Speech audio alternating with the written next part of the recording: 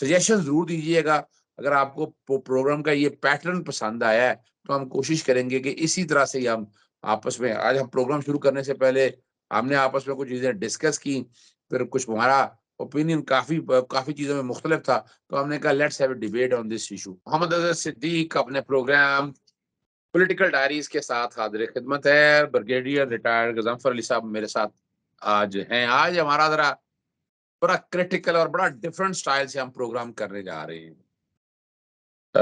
कुछ यानी समझ लीजिएगा, सवाल-ओ-जवाब नहीं है, हमारी डिबेट होगी कुछ इश्यूज़ के ऊपर।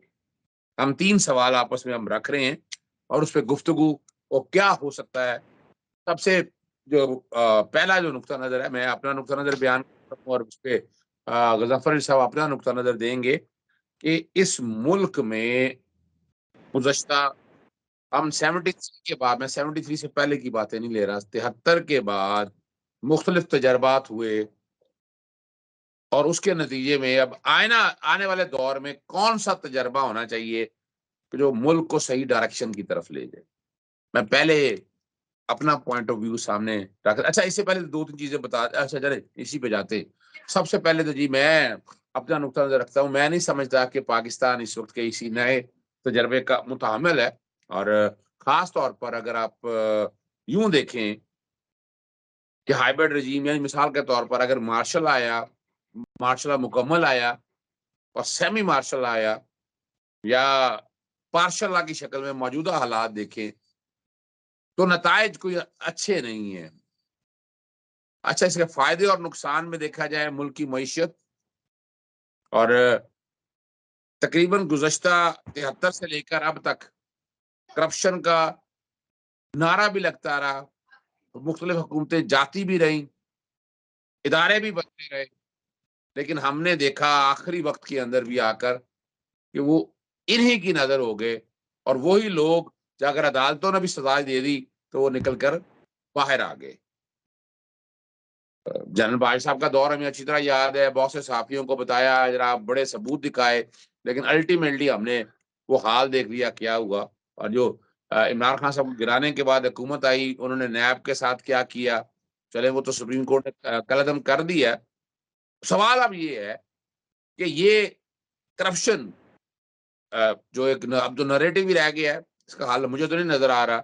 ना मुझे नज़र आ रहा है कि इसको किसी आप मंतकी अंजाम की तरफ ले जाएँगे। पाकिस्तान में तारीखी तौर पर मैं पहले कायल नहीं था पॉलिटिकल विक्टिमाइज़ेशन का, लेकिन अब मैं भी किसी हद तक पॉलिटिकल विक्टिमाइज़ेशन का कायल होता जा रहा हूँ। चाहे वो नैब ले लें, एंटी करप्शन ले लें, एफआईए ले लें, मैं मेरिट नाम की चीज़, बहरहाल ये मेरा अपना एक ज़ाती ओपिनियन है। मैं बहैसियत वकील भी देख रहा हूँ कि इस मुल्क के अंदर जितने भी तजर्बे किए हैं, वो नाकामी की तरफ गए हैं। अब आगे क्या हो सकेगा? मैं 2 सजेशन देता हूँ। एक तो अभी सदारती निज़ाम आ नहीं सकता इस मुल्क में। पहले पार्लियामान आएगी और आइन में तरमीम होगी, फिर सदारती निज़ाम आता है। दूसरा मैं कि जितना जल्द मुमकिन हो सके, यहाँ लेवल प्लेइंग फ़ील्ड का कॉन्सेप्ट ज़रा फ़र्द फ छोड़ के, अवाम जिसको भी मुंतखब करना चाहती है, फौरी इलेक्शन कराए जाएँ और वो अगर आगे आगे फिर यहाँ तय कर लिया जाए। यहाँ तमाम सियासी जमातों को इकट्ठे बिठाया जाए और मैं मिसाल के पाकिस्तान की बात कर रहा हूँ, कि वो इकट्ठे बैठकर तय कर लें कि ये गोल मैप है। कोई सियासी जमात आएगी, वो बैठकर ये लाज़मी काम करेगी, मुल्क की मईशत ठीक करनी है, को करप्शन है, बाकी सारी चीज़ों को सामने रखते हैं। ये मैंने अपना एक नैरेटिव रखा है। इसमें मैं चाहूँगा कि जनाब गज़नफ़र साहब क्या इस बारे में उनका नुक्ता नज़र इस हवाले से क्या है? बिस्मिल्लाहिर्रहमानिर्रहीम। बहुत शुक्रिया नज़र सिद्दीक साहब। पाकिस्तान के आज के हालात के बारे में या माजी के हालात के बारे में और उन दोनों को जोड़ के मुस्तकबिल के हालात के बारे में जो आपने बातचीत की है, उसके लिए पहली बात यह है कि किसी भी सिस्टम को चलाने की, मैं तब्दील करने की बात नहीं कर रहा, मैं सिस्टम को चलाने के लिए बात कर रहा हूँ। सिस्टम को चलाने के लिए एक तो आपको कॉन्स्टिट्यूशनल पैरामीटर्स को ऑब्जर्व करना, कानून की हुक्मरानी होना, क़यादत का मुल्क के इंटरेस्ट के साथ सिंसियर होना, क़यादत का वो सिर्फ सियासी क़यादत नहीं, मैं तमाम किस्म की क़यादत की बात कर रहा हूँ, उस क़यादत का करप्शन से पाक होना, अवाम का अपनी क़यादत पे एतमाद होना, पॉलिटिकल पार्टीज का मुल्क के बुनियादी इंटरेस्ट और मुल्क के ओवरऑल इंटरेस्ट के साथ लिंक्ड अप होना, और उसके साथ साथ आपके जो बाकी हमसाया या दुनिया के और जो ममालिक हैं उनके साथ ताल्लुकात जो है वो रियलिटी पे बेस करके, रियलिज्म पे बेस करके कायम करना, और उसके साथ साथ अदारों को हुकूमत के साथ लेके चलना। ये कुछ वो चंद ऑब्वियस सी चंद असूल हैं, इसकी डिटेल तो बहुत लंबी है, जिनके ऊपर अगर आप इम्प्लीमेंट करेंगे और उनको क़यादत मुख्तलिफ तरीक़ाकार से, और क़यादत की जब मैं बात कर रहा हूँ, फिर मैं क्लैरिफाई कर रहा हूँ, वो सिर्फ पॉलिटिकल क़यादत की बात नहीं कर रहा, मैं उससे अदारों की क़यादत को भी लिंक कर रहा हूँ। जब वो एक मुल्क के इंटरेस्ट को रख के सामने चलेंगे और ज़ाती इंटरेस्ट को प्रेफर नहीं करें मुल्क, तो फिर आपका सिस्टम जो है वो बेहतर तरीके से और ट्रांसपेरेंट तरीके से चल सकता है। पाकिस्तान में माजी में, जैसे आपने कहा कि जो तजर्बात हुए, पाकिस्तान में माजी में ये चीज़ नहीं हुई, और इसलिए नहीं हुई, माजी में ये चीज़ इसलिए नहीं हुई कि कुछ तो हमने पहले 7 प्राइम मिनिस्टर्स को तो वैसे ही फारिग कर दिया।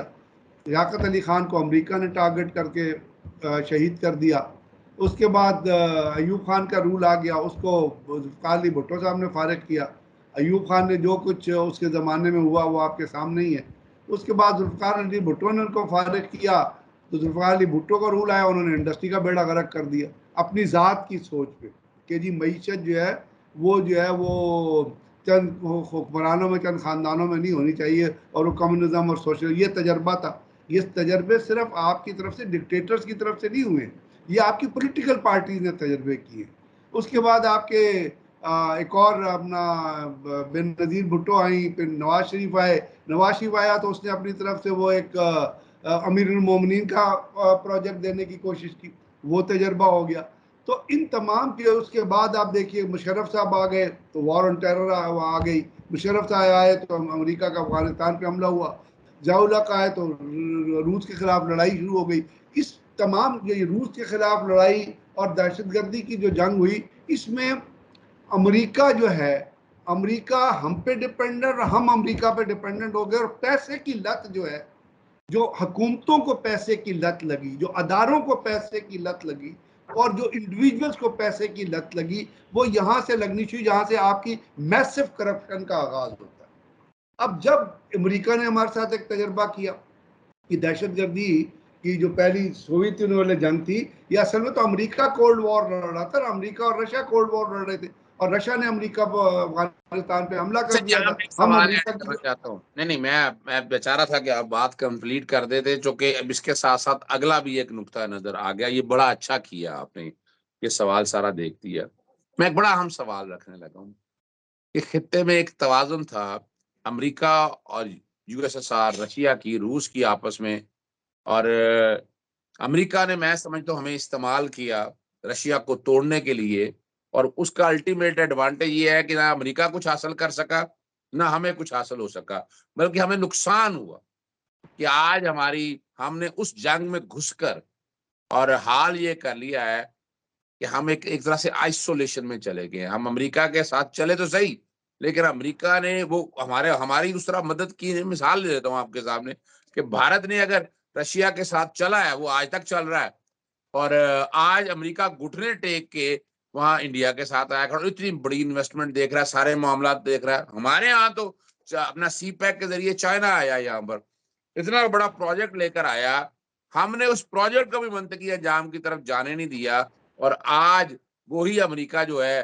वो मौजूदा हुकूमत जो भारत, मैं तो ये आज भी समझता हूँ कि ये उन्हीं की इंटरवेंशन की वजह से ये गवर्नमेंट तब्दील हुई है कि वहां वो आके उनका एम्बेसडर ले ले, यूके का एम्बेसडर लिख ले, वो हमारे इलेक्शन कमीशन से मिल रहे हैं, वो ग्वादर में विजिट कर रहे हैं। तो आप नहीं समझते हैं कि पाकिस्तान ने अपना तशख्खुस जो है वो खो नहीं दिया इन भूल भुलैयों के अंदर, और आखिर में पाकिस्तान को मिला कुछ नहीं। मैं आपसे अर्ज कर रहा हूँ ना कि अमेरिका ने, हम अमेरिका के कैंप में तो खड़े थे शुरू से, लेकिन जब कोल्ड वॉर के खात्मे में अमेरिका ने हमारे ऊपर हमको इस्तेमाल किया, हमें 35 F-16 दे दिए। उसके बाद जब वो हुआ तो आपका पॉलिटिकल दौर आया, फिर अमेरिका ने अफगानिस्तान पे हमला कर दिया उसामा बिन लादेन के चक्कर में। हालांकि 9/11 अमेरिका ने खुद करवाया था, फॉल्स फ्लैग ऑपरेशन था। फिर हम उनके साथ मुशर्रफ साहब जाके खड़े हो गए और हम जो है फिर उसकी ज़रूरत बन गया और वो हमारी माशी ज़रूरत बन गया। और वो स्टोरी वहाँ ख़त्म नहीं होती। स्टोरी फिर आती है जब पॉलिटिकल दौर आए तो वो भी उन्होंने अपने अंदर झांक के नहीं देखा या पाकिस्तानी कौम के अंदर झांक के नहीं देखा, उन्होंने फिर अमेरिका की तरफ देखना शुरू कर दिया। और उसका नतीजा ये निकला कि अमेरिका ने जब आपने एक फॉरेन पॉलिसी रशिया की तरफ लेके जाने की कोशिश की तो यहाँ पे अमेरिकन एम्बेसडर ने आके लोगों को पैसे दिए, रजीम चेंज हुआ और वो आज तक चल रहा है कि अमेरिकन एम्बेसडर जो है वो अभी कभी गवादर जा रहा है, कभी आईजी को मिल रहा है। यानी हमारा इलेक्शन कमिश्नर अपने प्रेसिडेंट को नहीं मिलता, अमेरिकन सफीर के जाके जूते चाटता है। अब तो एक ही हल रह गया है कि अमेरिकन सफीर किसी मस्जिद में नमाज भी पढ़ा दे और उसकी भी खबर आ जाए कि जिन्होंने आज फलानी मस्जिद में नमाज पढ़ी। यानी ये चीज़ें, ये जो हिस्ट्री है ना, इसने हमें अपने पाँव पे नहीं खड़ा होने दिया। और जब हुकूमतें अपने पाँव पे खड़ी हुई तो उन्होंने बजाते खुद कोई वेंचर कर लिया। किसी ने मुशर्रफ को तब्दील, अब नवाज शरीफ साहब ने जहांगीर करामत को तब्दील कर दिया था, चलो भाई ठीक है, जहांगीर करामत साहब बड़े प्रोफेशनल ऑफिसर थे, एथिक्स पे थे, वो चले गए घर, उन्होंने इस्तीफा दे दिया।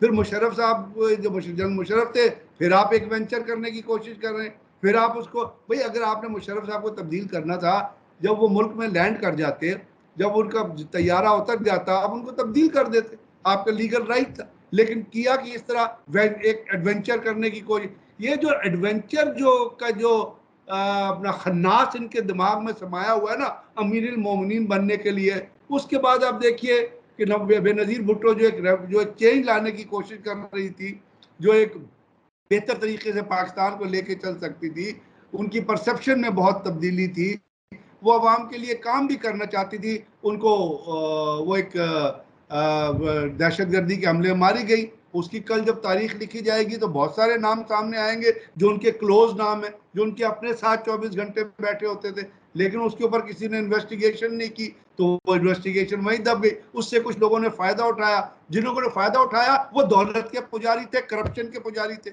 उन्होंने करप्शन करनी थी, इसलिए बेनज़ीर भुट्टो जो है वो। तो ये जो पाकिस्तान की जो बुनियाद बननी थी, जो उन असूलों पे बननी थी, जिन असूलों पे हुकूमतें चलती हैं, जिन असूलों पे लीडरशिप, वो पाकिस्तान की वो असास कभी डेवलप ही नहीं हुई। इसलिए आप तजर्बे सिर्फ ये नहीं, हम तजर्बों को शायद रिलेट करते हैं कि जी फौज आ गई, भाई जो पॉलिटिकल गवर्नमेंट ने तजर्बे किए, जैसे मैंने कहा भुट्टो ने जो इंडस्ट्रियलाइजेशन नेशनलाइजेशन का तजर्बा किया, नवाज शरीफ ने जो अमीरुल मोमिनीन बनने का तजर्बा किया, नवाज शरीफ ने जो चीज को उठाने का ये चीजें थी जिन्होंने पाकिस्तान को अपनी। हमारा जरा टॉपिक लंबा हो जाएगा, हम आते हैं अब अगले सवाल, अगले इशू की तरफ। देखिए जुल्फकार अली भुट्टो के हवाले से मैं कुछ बातें नहीं करना चाहता, लेकिन ये तारीखी तौर पर है कि उस वक्त भी साइफर आया और ऑपरेशन रजीम चेंज उस वक्त भी हुआ था और जुल्फकार अली भुट्टो इस मुल्क से निकल ना सका। ये तारीखी बात मैं आपके सामने रखता हूँ। नवाज शरीफ के दौर में ऐसा हुआ और कमाल देखिएगा, और वो निकालने वाले निकाल के भी ले गए, फिर वापस भी ले आए। अब फिर वो मुश्किल हालात में था, जेल भुगतनी थी और उसको बहुत से करम फरमाओं ने, रहनुमाओं ने निकाल के ले गए, फिर वापस लाने की तैयारी है। एक सेकंड इधर ही रुक जाइए। जो मैं आपसे अर्ज कर रहा था ना कि क़यादत को पाकिस्तान से सिंसियर होना चाहिए। नवाज शरीफ को जिन लोगों ने पाकिस्तान से निकाला है वो पाकिस्तान से सिंसियर नज़र नहीं आते। नवाज शरीफ मुजरिम है, कन्विक्टेड है, सुप्रीम कोर्ट ने कहा is a god father, supreme court ने कहा था वो रियाकार है, सुप्रीम कोर्ट ने कहा था वो चोर है। अब एक चोर को अगर आप सपोर्ट करेंगे या एक गॉड फादर को आप सपोर्ट करेंगे तो जो सपोर्ट कर रहा है उसको आप क्या कहेंगे? यही तो सारा पाकिस्तान का अलमिया है जो मैं आपसे अर्ज कर रहा हूँ। यही अच्छा, पाकिस्तान के जाती मफाद के लिए हम कौमी मफाद को जो है वो रौंद के रख देते हैं ट्रैक्टरों के नीचे, या 1200 अरब रुपए के नीचे रोन दे, या प्लाटों के नीचे रोन देते हैं, या बाहर जमीन हासिल करने के लिए रोन देते अच्छा, मैं यही ऐड करने लगा हूँ, बड़ी जबरदस्त बात कह दी, मैं बस कंक्लूड करने लगा हूँ इस वाले, फिर हमारा तीसरा सेगमेंट शुरू होना है।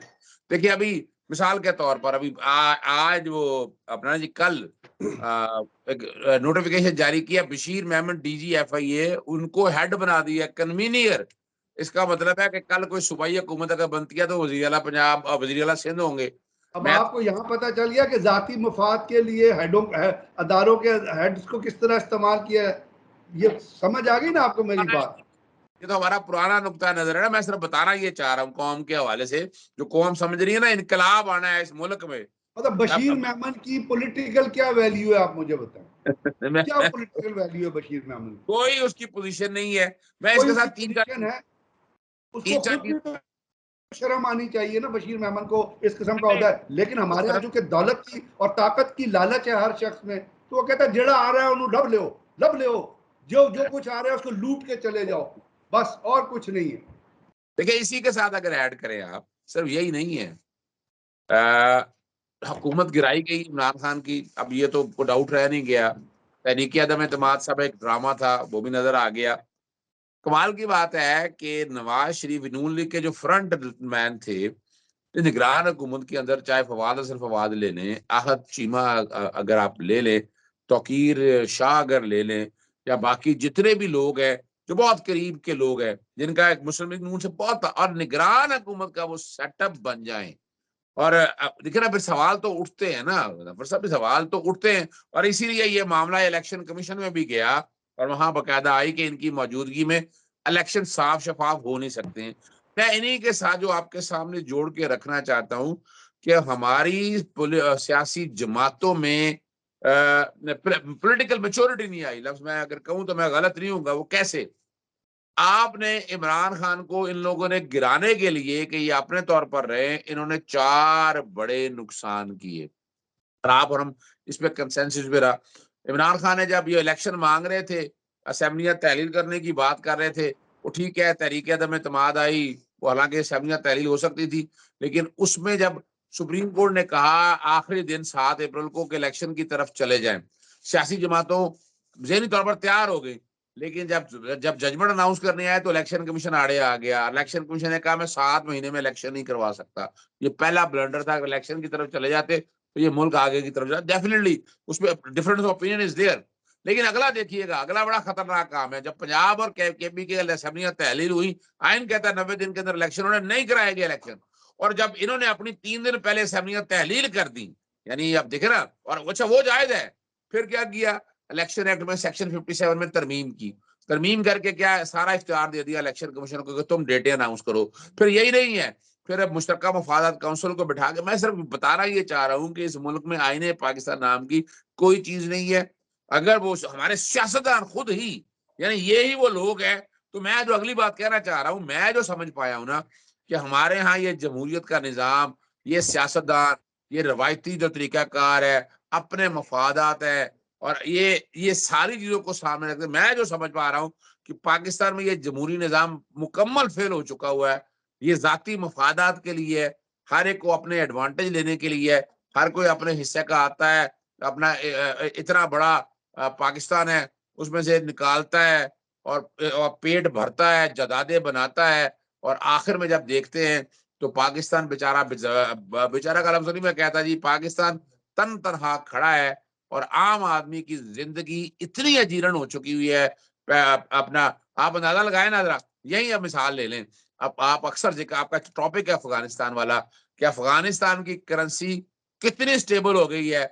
अगर इमरान खान गया था तो डील भी कोई अच्छी हो जानी चाहिए थी ना, ताकि पाकिस्तान के जो कर्जे या सूद माफ होकर चीजें आगे की तरफ चली जाए। ये सियासी जमातों में शायद सियासी बलूगत नहीं है इतनी कि यार अगर आपने कुछ करना भी चाहते हैं तो जरा ये भी सोच ले मुल्क के लिए। तो मैं जो समझ पाया हूं, मैं कंक्लूड करते हुए, कि ये सियासतदान सिर्फ जाती इंटरेस्ट में है, इनको अपनी जात अजीज है, मुल्क अजीज नहीं है। तो इन हालात में मैं जो समझ पा रहा हूँ कि जैसे भी हो, एक दफा इलेक्शन कराने के बाद प्रेसिडेंशियल फॉर्म आ जाए तो शायद वो बेहतरी की तरफ जाएगी।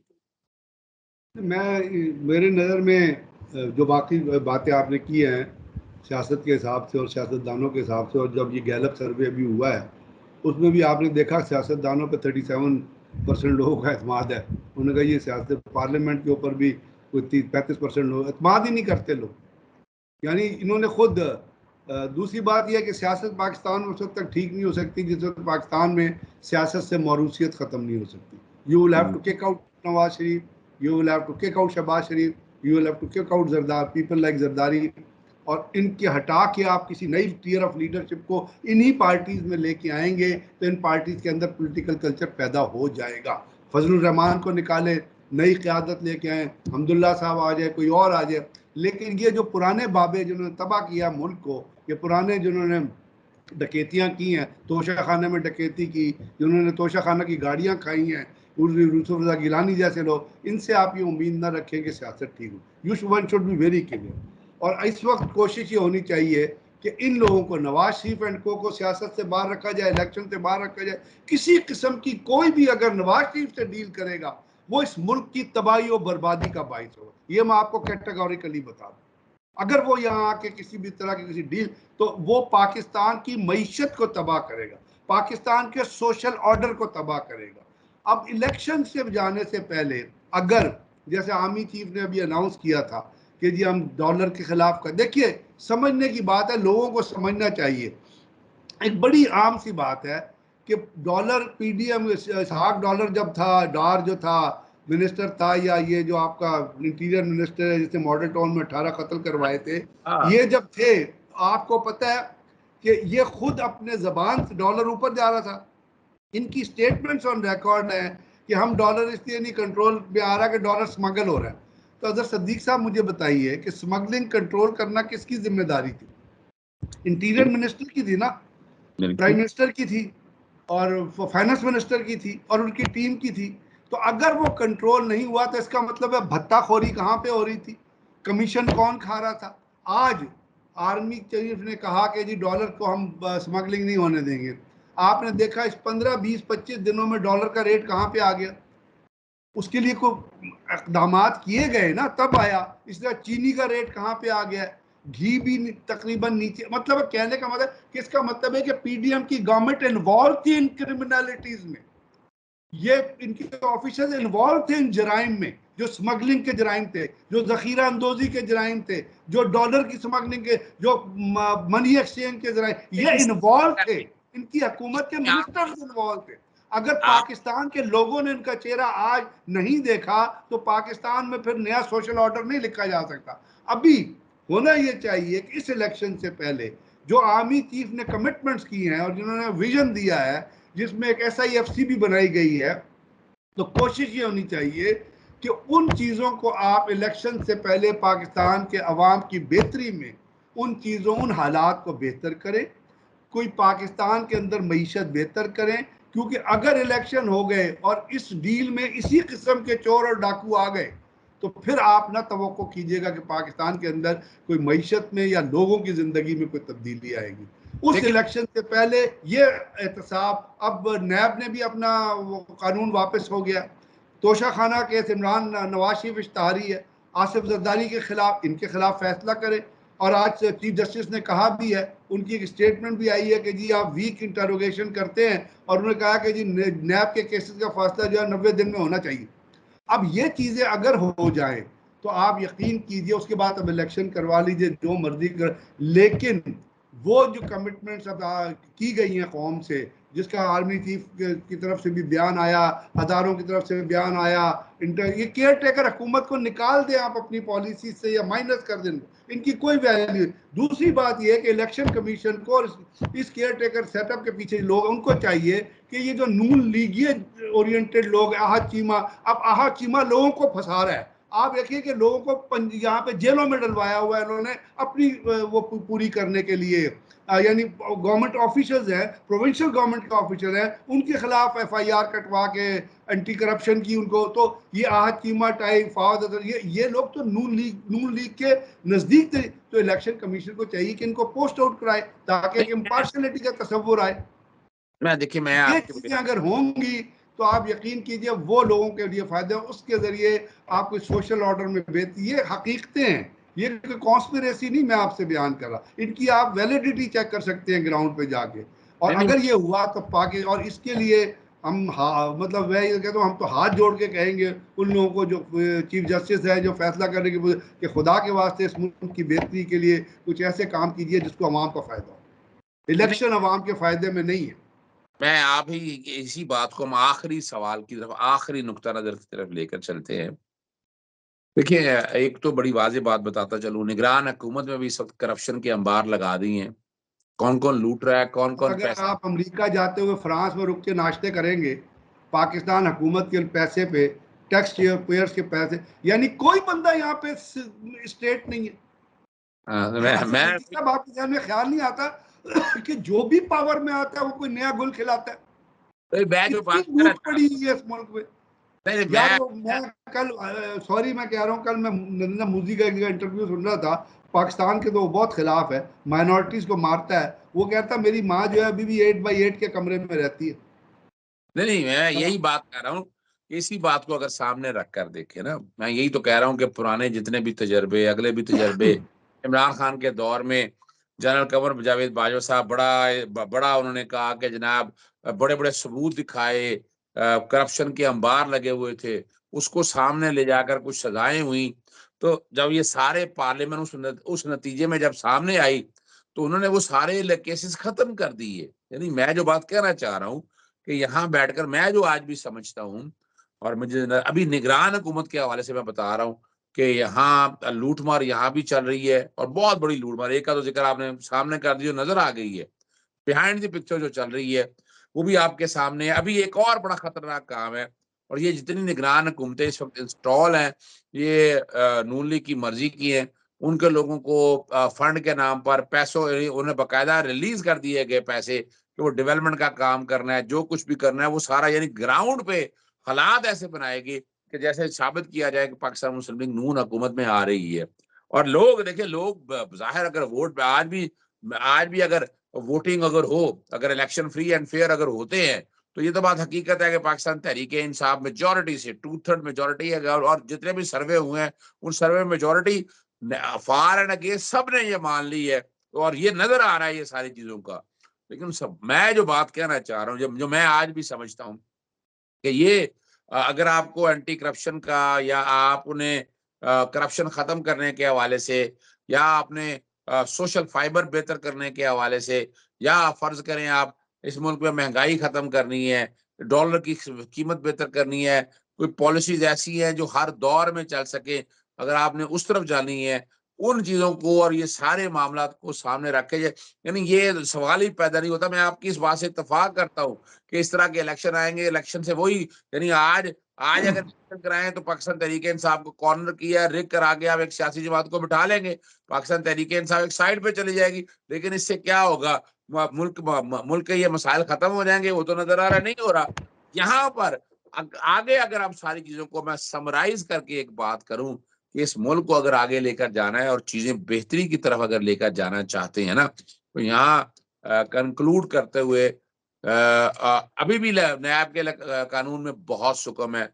एंटी करप्शन पॉलिटिकल विक्टिमाइजेशन कर रहा है, FIA कर रहा है। और ये आप देखें ना, जबरी गुमशुदगी देख ना इस मुल्क के अंदर, जबरी गुमशुदगी, आपने इमरान रियाज वाला मामला देख लिया, जो हाल हुआ, मैं उसमें बहुत बातें कर चुका हूँ। लेकिन हमने शेख रशीद, सदाकत, कितने लोग ऐसे जो उठा लिए गए हैं और उनका आता पता कोई है नहीं। मुल्क में ऐसे लगता है कि कानूनियत है, तो कानून की हुक्मरानी है नहीं है।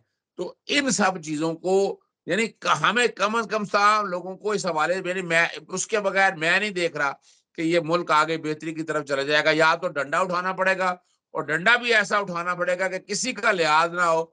और ये भी बात है कि बड़ा सख्त एहतसाब अगर आप करना चाहते हैं, आप डे टू डे ट्रायल जैसे दहशत गर्दों के करते हैं, तो ये डे टू डे ट्रायल रखकर आप ये करें तो फिर तो पॉसिबिलिटीज नजर आती हैं। लेकिन फिर कहीं ना कहीं मसलियत आ जाती है। जनरल परवेज मुशर्रफ भी आया था, और आप बाद में कुछ अरसे बाद मसलियत आ गई, हमने वो सारा देख लिया। अभी भी हम अगर देखा जाए, जनरल बाजवा साहब के दौर में देखा जाए, हमने देखा कि पाकिस्तान तहरीक इंसाफ को तोड़ के तहरीक अदम इस्तेहकाम पार्टी बनाएगी, परवेज खटक अलहदा आ गया। एक और सियासी तजर्बे तो आज भी जारी हैं, ये कहा जाए कि तजर्बे आज भी जारी हैं।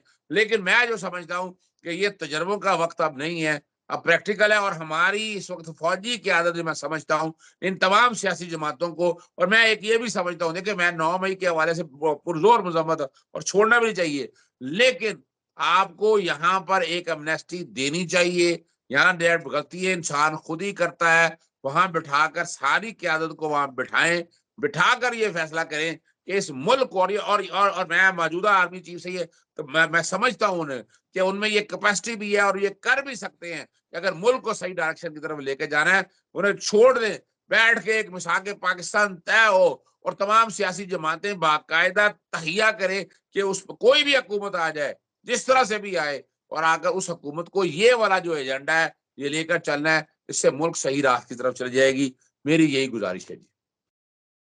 आपने क्या बातें तो ठीक की है, काश वो हो सके।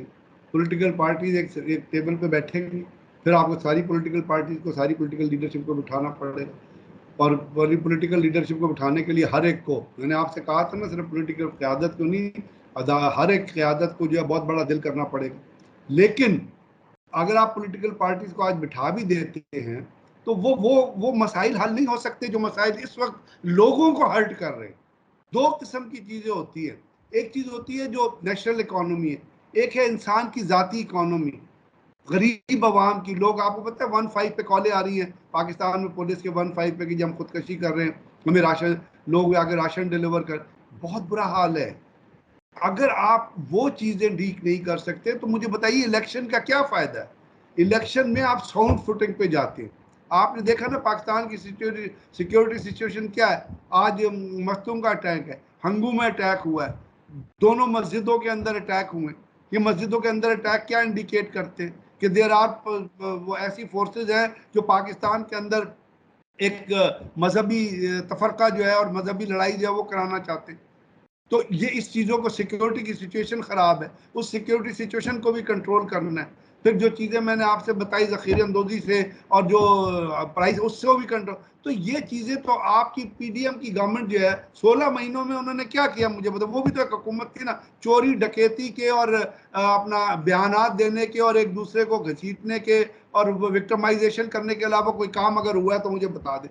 तो अगला इलेक्शन होगा फिर ये शुरू, उससे पहले कुछ तथहीर कर लें अपने लोगों की, कुछ सियासतदानों की तथहीर कर दें, कोई तो करे ना, कहीं से तो कोई इनिशिएटिव ले। आज बहुत बुरा हाल है। ईस्ट पाकिस्तान जब फॉल हुआ था जब भी इतना बुरा हाल नहीं था। आज लोग कह रहे हैं कि उन्हें सियासतदानों पर 37% इत्मीनान है, गैलप सर्वे कह रहा है 88% फौज पे इत्मीनान। तो अब डिलीवर करने का टाइम है ना। इन लोगों को, जो इस किस्म के लोग हैं, उनको निकालें, बाहर करें। नहीं, आखिर लोग बहुत हैं और उसके अंदर एक, आपने कहा ना, बड़े दिल के साथ एक चीजों को बर्दाश्त भी करना पड़ेगा, प्लान भी करना पड़ेगा और इम्प्लीमेंट भी कराना पड़ेगा। तो फिर पाकिस्तान के अंदर कोई आप बेहतरी की, अगर लोगों की माशी, बुनियादी माशियात ठीक होगी तो आपके यहाँ बहुत सारी तब्दीली जो है वो आने वाले दिनों में आ सकती है। ले जी, बहुत शुक्रिया आपका ब्रिगेडियर गजनफर साहब। देखिए, ये आज का प्रोग्राम जरा थोड़ा सा हमने मुख्तलिफ तर्ज पे किया है। फारड अंगेज कुछ बातें सख्त तल्ख मेरी भी थी, ब्रिगेडियर साहब की भी थी। ये अब आपने सोचना है, हमारा काम जो हमारा काम है वो आप तक अपना नुक्ता नजर, हालात और वाकयात को देख के ये मुल्क आगे कैसे चलना है वो सामने रख दिया है। कोई ये वक्त नहीं है किसी भी सियासी जमात को माइनस करने का। मैं देखें, नवाज शरीफ जो जो लीडरशिप है उनको साइड पर रखकर जमहूरियत आए, जो कि एक वोट बैंक है, चाहे वो मुस्लिम लीग नून का जितना भी है, पाकिस्तान पीपल्स पार्टी का, जमीयत उलमा इस्लाम का, तमाम सियासी जमातों का, पाकिस्तान तहरीक इंसाफ का बहुत बड़ा वोट बैंक है। आप इस तरह तो तजर्बे करते रहेंगे, अलहदा भी करते रहेंगे इन चीजों को, लेकिन इनसे मिलेगा कुछ नहीं है। इससे मुल्क जो है ना वो अंधेरों में जा रहा है और मुल्क को नुकसान हो रहा है, अवाम को नुकसान हो रहा है। अवाम अगर आगे आना चाहती है, आगे बढ़ना चाहती है, तो पुरतशद्दुद सरगर्मियां या कार्रवाइयां खत्म होगी। 9 मई जैसे सानहे बिल्कुल नहीं होने चाहिए। तो कोई सपोर्ट नहीं करता उसको, लेकिन तस्वीर के दूसरी तरफ अगर रुख रख रहा है, देखें कि वक्त जो है वो डंडा अगर उठाना है, डंडे वैसे पिछले माजी में बड़े उठते रहे हैं, लेकिन हमने कुछ अर्सा चलने के बाद हमने जनरल जियाउल हक का दौर देख लें, जनरल परवेज मुशर्रफ का दौर देख लें, ये 17 महीने देख लें आप। 17 महीने अगर मुल्क में मार्शल नहीं था तो पार्शल तो यहाँ पर था, लेकिन क्या उससे कोई मुस्बत नतायज मिल सके हैं? Answer is big no. तो इसलिए सजेशन जरूर दीजिएगा। अगर आपको प्रोग्राम का ये पैटर्न पसंद आया है तो हम कोशिश करेंगे कि इसी तरह से ही हम आपस में, आज हम प्रोग्राम शुरू करने से पहले हमने आपस में कुछ चीजें डिस्कस की, फिर कुछ हमारा ओपिनियन काफी चीजों में मुख्तलिफ था, तो हमने कहा let's have a debate on this issue. इजाजत चाहते हैं जी, बहुत शुक्रिया, अस्सलाम वालेकुम, अल्लाह हाफिज, पाकिस्तान जिंदाबाद। आइंदा